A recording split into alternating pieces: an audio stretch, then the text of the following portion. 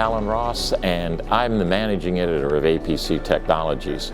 We're here at the IRIS ODSR, which is Operator Driven Safety and Reliability Conference in Sarasota, Florida. We're sponsored by IRIS and SDT, and of course APC Technologies. We've done interviews with thought leaders and with practitioners of the operator-driven safety and reliability programs, and just the idea of changing the way we do what we do in maintenance and reliability in the marketplace. There's some fascinating interviews here. I hope you enjoy, and I hope you learn.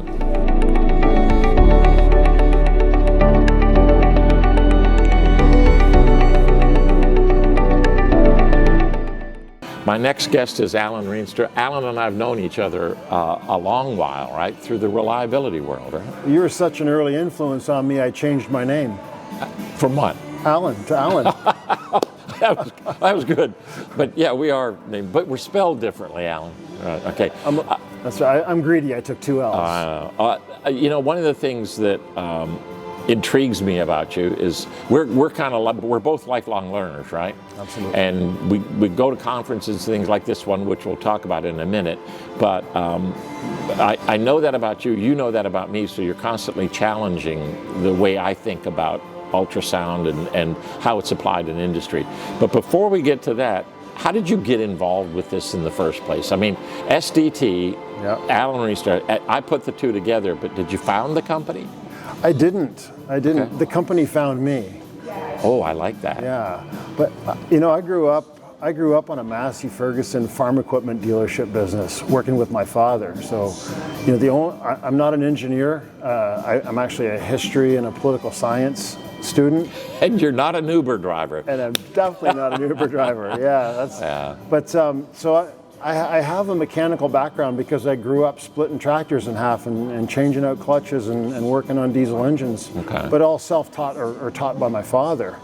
And he was also big on safety too. He taught me to work safely around that stuff. But he also taught me from an entrepreneurial point of view that Rienstras in general are unemployable. And he said, okay. You know, if you that's why they run and okay. But he has a grade 10 he's still alive. He just retired at 80. He just turned 81. But he taught me at an early age that if you were going to make it in the world, that you had to find a product that you could buy cheaply, add your own personal value to it, and then take it out into the world and solve problems. For a guy with a grade 10 education, but he had a start in life where he had to find his way because he didn't have any money, and he found his way, and he ended up doing very, very well. But it was because that's how he treated all of the farmers that came into our business. Oh, so that's what we try to do at SDT. Yeah. And we do that a lot of ways just by empowering people with the knowledge that we've gained and that I've gained over my 3 decades doing this. But how did I find SDT? Well, my dad had an older brother in Brussels who sold export insurance. And SDT is a Belgian company, so he went to SDT's ownership and said, I'd like to sell you some insurance for all your stuff that you're exporting. He said, well, we don't really export out of Europe right now. Do you know anybody in Canada that would be interested in selling our stuff? I came back from university, and there sitting in my dad's farm equipment dealership was a whole bunch of SDT ultrasound equipment. I said, Dad, what are we going to do with this? He said, I have no idea, son. That's for you to figure out. That is great. What a great story. That's cool. Yeah. So that's what you did? That's what I did. Yeah. Okay. Well, I started. Is it a separate company for Canada, or just? Yeah. So in 1991, I split my time. I was helping my dad run his farm equipment business. Okay. And I was trying to figure out what to do with this stuff. Mm-hmm. And for the first year, I didn't make any money with it. And then Lasco Steel, or Gerdau Americal Steel now in Ontario, hired me to do a compressed air leak survey. Because the purchasing agent was my friend's father, and the maintenance manager was one of my high school basketball team's fathers. And so that was my in, right? Friends and family. So I made $1,000 walking around the Lasco steel plant in Whitby, Ontario. I found all their compressed air leaks, and off I went. I had my first $1,000, and off I went, and I never really looked back. That's great. We're going to talk more about SDT a little bit later. I want you to kind of jump forward. The issues that are happening out in the marketplace with the customers that you have now, and the applications that you see out there. Just tell me what the problems are, and tell me how ultrasound solves some of them. Well, I mean, the biggest problems in industry are people. It's kind of been that way. Hey, in the Garden of Eden, the biggest problem was people. It absolutely was. Right. It absolutely was. So, ultrasound, which is our technology, our go-to technology, is the front line of defense for asset unreliability. Asset unreliability? Right. We defend assets against unreliability. Oh, I like that. Yeah. I like that. And the reason it's the first line of defense, because when you think about any war movie, any old war movie where you see that phalanxed approach of attack, what do you got? You got all kinds of foot soldiers. Some of them are carrying pitchforks, and some of them are carrying shovels. And well, I picture all of them carrying an ultrasound instrument.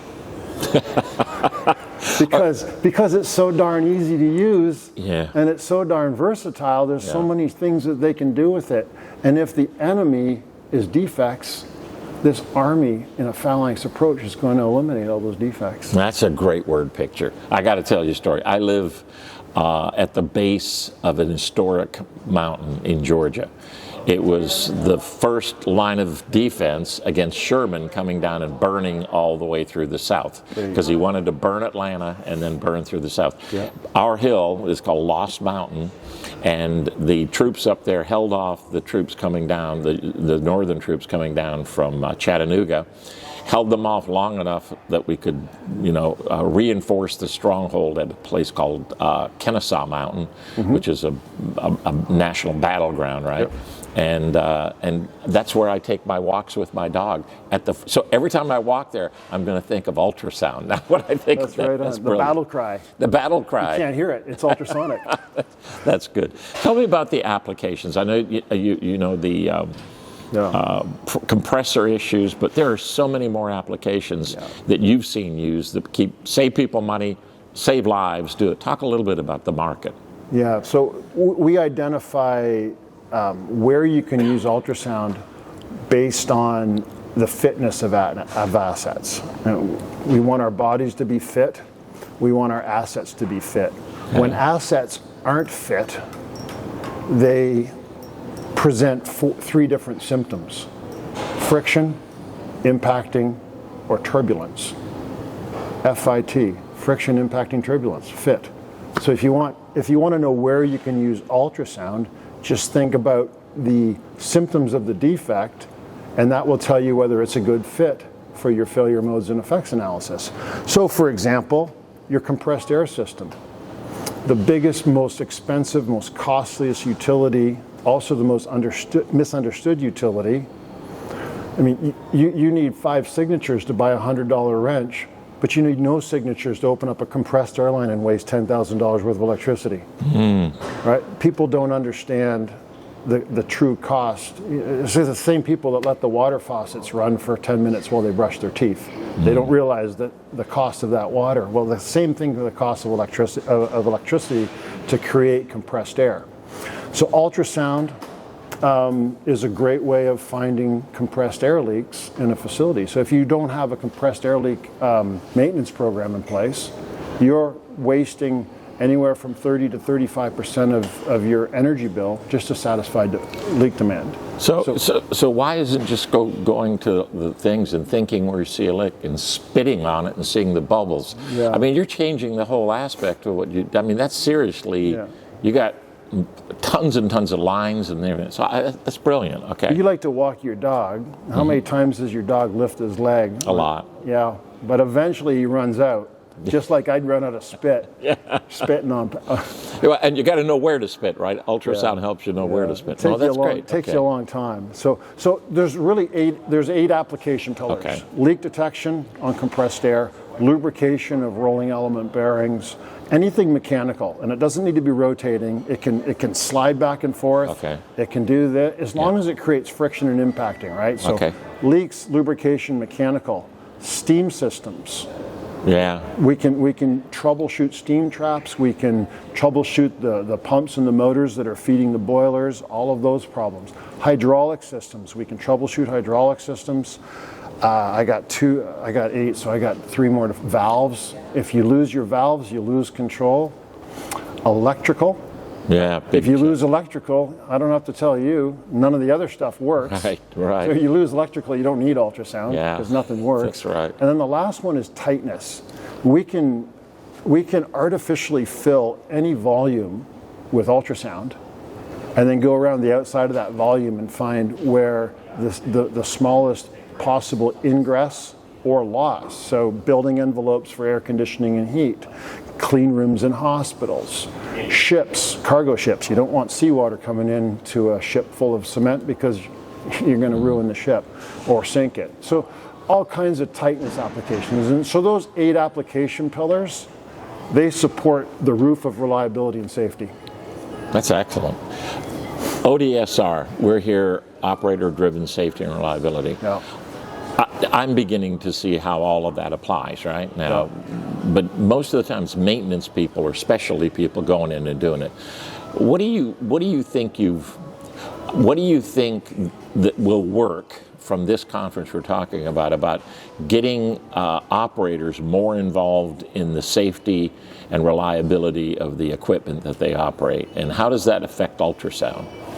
The operators are our foot soldiers, right? Right. And we've got a lot more operators than we do have mechanics, condition monitoring technicians, ultrasound technicians, infrared technicians. The operators outnumber them. But let's arm those operators with simple tools that can find a plethora of different defects and get them eliminated. That's where I think the number one thing is. But why do we want to target the operators? Because they have the most intimate interactions with the assets on a daily basis. They feel them, they touch them. Great story. Because as a fellow CRL, Certified Reliability Leader, reliability belongs to everybody. Yeah. And I once heard a story about a janitor who, on a night shift, discovered a defect that would have completely shut down a line at the worst possible time. There's no good time, but it was 2 in the morning sort of thing. This guy's job was to sweep the floors. Yeah. And he walks past that asset every night for the last 20 years, and he doesn't need to report anything. It's not his job. His job is to clean the floor. But something didn't feel right. Something didn't smell right. Something didn't sound right. And he ended up putting it in his log and reporting it to the plant manager at the end of his shift. So there's a foot soldier. Right. And he wasn't even recruited to be a foot soldier, but he found a major problem. And so everybody can own reliability if we empower them and if we give them that freedom to do it. And when they do that, they also make the plant safe. So we're going to change it to operator and janitor driven safety and reliability. Absolutely. No, that's brilliant. Allan, thank you so much. It's been a pleasure. Welcome.